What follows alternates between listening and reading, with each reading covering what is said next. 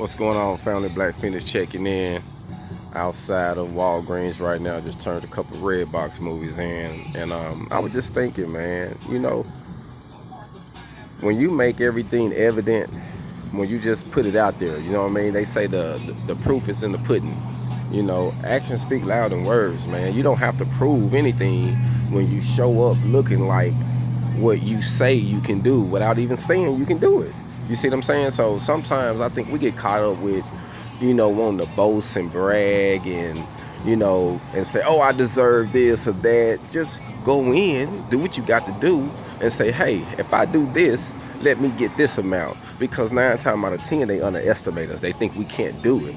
You see what I'm saying? So when you go in and show your work ethics and you network and you get your products out and you start shaking hands and you start doing services, you make believers out of them. You don't have to boast and say, oh, I'm doing this. You don't have to get mad. None of that stuff. Just make actions speak louder than words. That's it. Point blank, period.